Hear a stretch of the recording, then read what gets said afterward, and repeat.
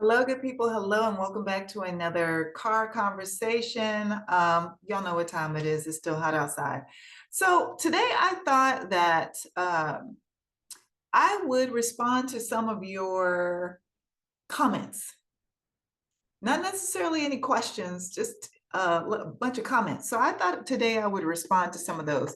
So the first one I want to respond to is that, oh, let me start off with I'm talking about the election. So these comments and statements were on a previous video that I did, and I believe it is the video Answer the Call, Kamala Harris 2024. I believe that's where these comments are. If you want to go and read the full comment, because I'm just going to paraphrase here. Okay. So there was one person who said something about, or something to the effect that this is not a popularity contest. I totally agree with you. I agree that this is not a popularity contest when it comes to selecting someone that is going to run this country and be the leader of the free world, you know the saying. However, there is a contest that is happening in regards to morals. There's a contest regarding ethics. There's a contest regarding which party has the intelligence, the experience, the wherewithal to actually govern a country. Which ticket has the compassion and empathy and passion for doing right by the people and not just for themselves. Which party, this is how I'm looking at it, which party has, so you have Governor Walz had 12 years experience in the Senate and has had 6 years experience as a governor governing. Kamala Harris, she was the DA, then became the Attorney General of California, which I voted for her in that election. That's when she first got on my radar. Became senator, one of the senators for the state of California, and then has been VP for almost a full 4 years now, governing. Now, you look at the other ticket. J.D. Vance has been, I don't even know if I think he's in the House of Representatives, but he's only been there for a hot minute. I think 2 years or less. That's all the governing he's done. And then you got 45, no explanation needed there. Yeah, he held the title. He held the title of the person who sits in the Oval Office, but he was never, ever presidential, ever, in any way. So, not a popularity contest, I agree, but a contest on so many other levels, and the blue team is winning for me. Now, moving on to the next person. Let's see. Oh, so first they spoke about the undemocratic process of anointing this woman. I'm assuming, yes, they're talking about Kamala Harris. So the anointing term. How does one get anointed? Because I know for a fact that I went to a polling location and cast my vote for Kamala Harris when she ran for Attorney General. I cast my vote for Kamala Harris when she ran for Senate. I cast my vote when Kamala Harris ran on the ticket with Joe Biden for Vice President. And I also cast my vote in the primary last year for that same ticket to be the Democratic, our representation for the 2024 election. Now, I don't know if some of you don't know that there is a primary election. There's always a primary election, which leads me to believe that you don't vote in every election. And you should be. You should vote in every election, especially those elections that down the ballot, they have offices that are going to directly impact your life.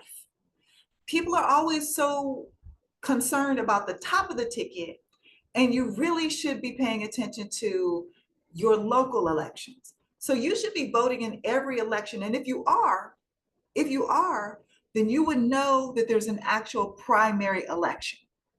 And Kamala Harris was on the ballot along with Joe Biden last, October is when the primary election was here in California. So this whole anointing business, that's a lie. That's misinformation. Stop that. The second part of this person's statement, Democratic agenda in this country, the Democratic agenda in this country has been inherently violent towards Black people.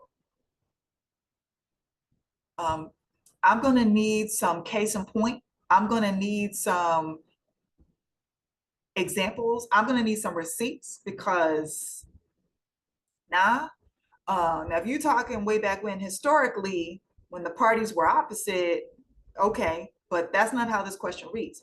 And then also towards Black people, and voting blue, no matter who, is insulting to our struggle. So I will assume that you are a person of color because you said our struggle.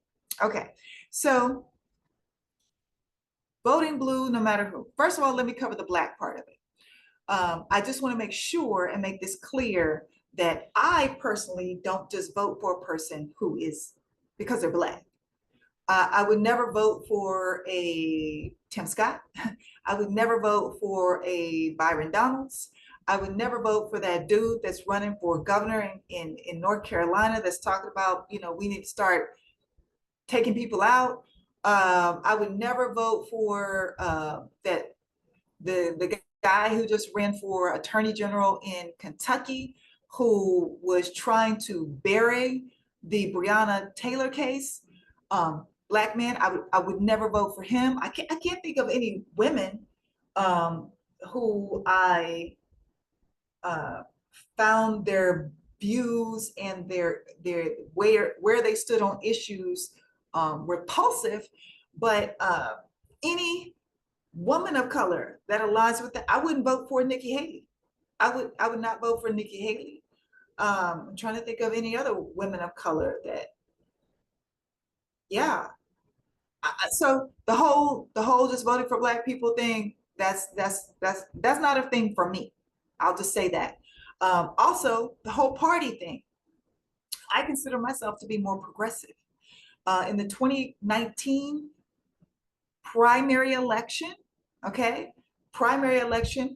voted for Bernie Sanders to be on the ticket. I wanted Bernie.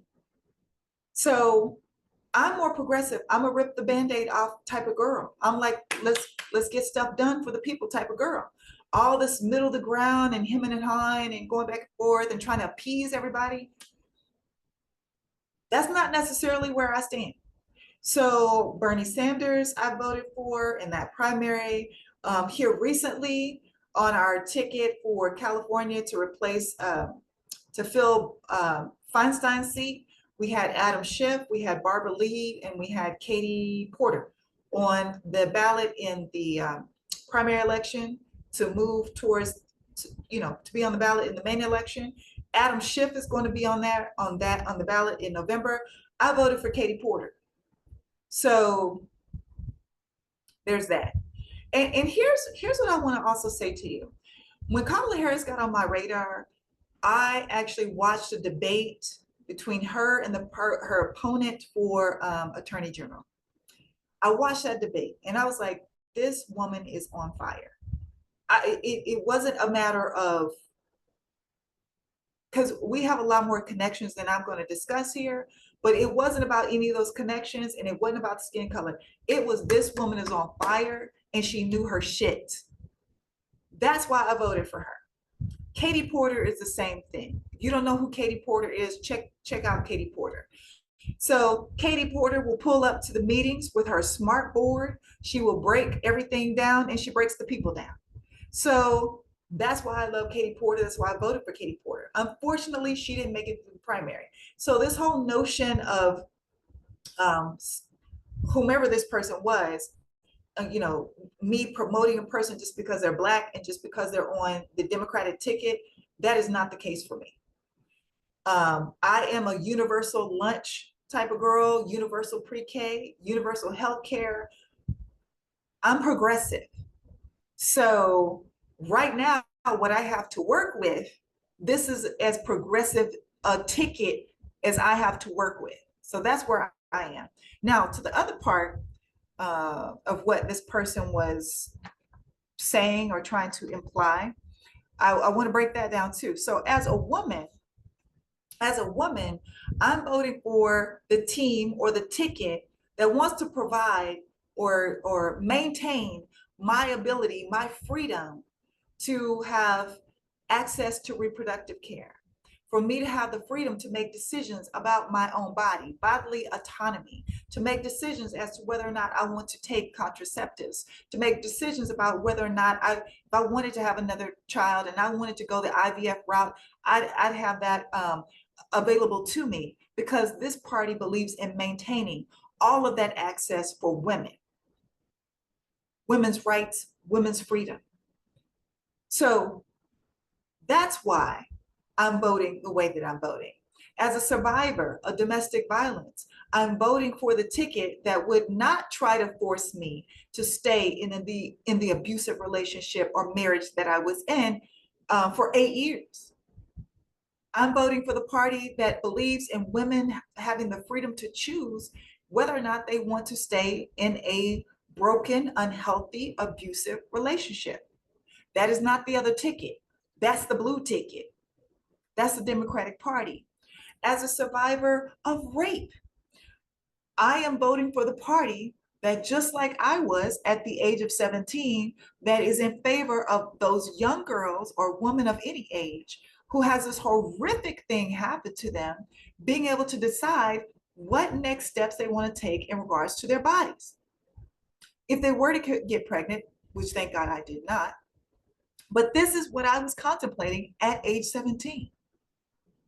This is what I was saving, having to take my prom money and decide, okay, I got to hold on to this money, because if I end up pregnant, I've got to go get an abortion, because I'm not having a baby right now. I'm just trying to start my life. I'm trying to go to college. So I'm voting in favor of the party that is in favor of protecting a woman's right to choose about what they want to do with their bodies, no matter what situation they are put in. I, as an educator, I'm voting for the party that wants to protect finances for public schools. I'm voting for the party that is not trying to jail teachers and librarians if they talk about or discuss or provide certain books about certain topics on their campuses. I am voting for the party as an educator that wants to maintain the Department of Education. 45 and his minions want to get rid of the entire department and replace it with loyalists, not specialists, not people who have this has not been confirmed, people who have their PhDs in education or masters of education or have any experience in education. They want to gut the Department of Education and just replace those folks with loyalists. I'm voting for the party that is not trying to take money from struggling public schools and give it over to parents who can afford to send their children to private schools, give them even more money to send their children to private schools and charter schools. I'm not with that party. I'm not voting for that party. As an actor and an educator, I belong to 2 different unions. I'm voting for the party that is in favor of people unionizing, joining unions, fighting for better wages, fighting for safety in the workplace. I'm voting for that ticket. I'm voting for the ticket as a single mom that wants to protect food programs for families that are struggling, just like I had to take advantage of when I was raising my daughter. I'm voting for the party like we saw Governor Tim Walz implement universal free lunches, free meals for children at school. I'm voting for that party. I'm voting for that party. I'm voting for the party that is trying to keep the Affordable Care Act in place. Why? So everybody can have access to health care. The other party's not trying to do that. That's why I'm voting for the blue ticket. That's why I'm voting for this party. As a person of color, as a person of color, I am voting for the party that once they are in office has stated that they will sign, they will codify into law the George Floyd Policing Act. I am not voting for a party whose leader goes to the podium and says, I am going to give police officers complete immunity to do whatever you need to do to get your job done. Like the officers in the case of Breonna Taylor, like the officers in the case of Sonia Massey, here most recently, Michael Blake, George Floyd, Sandra Bland. I could go on. Tamir Rice. I could go on. All of those people, all of those lost souls, because there were officers that believed they could do whatever the hell they wanted to do. And now you have the leader of one party saying that if I'm back in office, I'm going to make sure that you can go out there and just shoot people in the face and get away with it. That you can come into somebody's home when they're playing video games with their nephew and you can get away with it. That's what the other party represents. That's why I'm voting for the blue ticket. What else? As an employee, maintaining Social Security. As an employee since the age of 14. 14, I started working. Over the years, multiple jobs, simultaneously sometimes. You have one party that says they're going to get rid of Social Security. You have another party that wants to enhance Social Security by having the wealthy pay their fair share of taxes. I'm voting for that ticket. And that ticket happens to be blue. As a human being, I'm voting for the party that wants to protect progress that we have made in regards to climate change, clean energy programs. They want to protect those programs and keep them going. They want to look at why hurricanes are getting worse, why tornadoes are getting worse. What can we do about the increasing heat index around this country? What can we do in this world to make this, to sustain where we have to live for generations? For generations. I'm voting for that party. I'm voting for the party that is concerned about the fact that I need to have clean drinking water, and you need to have clean drinking water, clean air to breathe. You need to have healthy foods. Only go to grocery stores that is ready for consumption and healthy for consumption, safe for consumption, prescription medications that are safe for consumptions. The other party wants to wipe away all the departments that make these decisions. Are you with me? Are you tracking with me? The person who asked this question or made this statement? So all the things, including, there's one more I want to include. I am an individual that is very comfortable and confident in who I am. I am one of one. I cannot be duplicated. There's no one else like me. I have my certain specific gifts and I have my specific purpose on this earth. There's no one else that can do what I can do.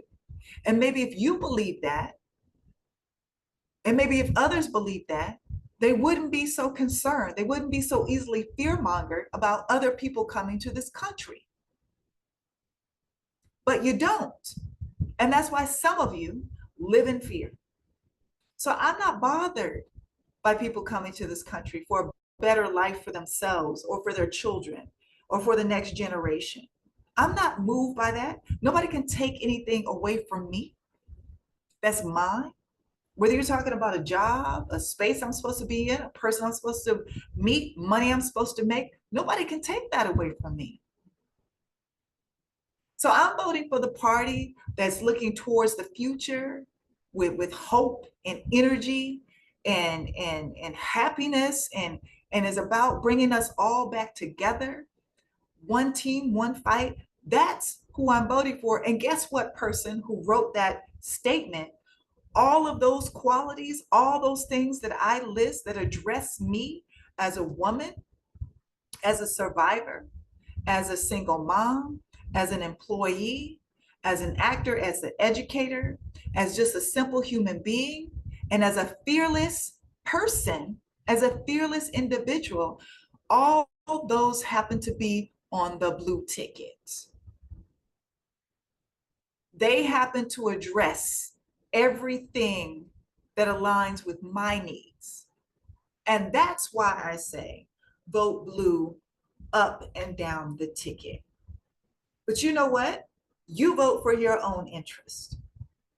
And since you let me know that you appear to be a person of color, I truly hope that you vote in your own interest. At the end of the day, people, this is about what type of country we want to live in. The last, since 2015, we've had little reprieves here and there, but overall, there's been so much division. There's been so much hate. There's been so much separation and pulling within families, within communities, just within this country. And what I've seen, the energy that the Harris Waltz ticket is bringing, the positive, joyful energy and connectivity, and speaking of how we move forward as a collective, I only see that on one side.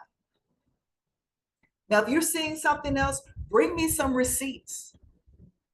Don't just post some comments willy-nilly here underneath my videos. Come with some receipts. Say what you got to say with a full chest, but come with some receipts. Because the only party, the only ticket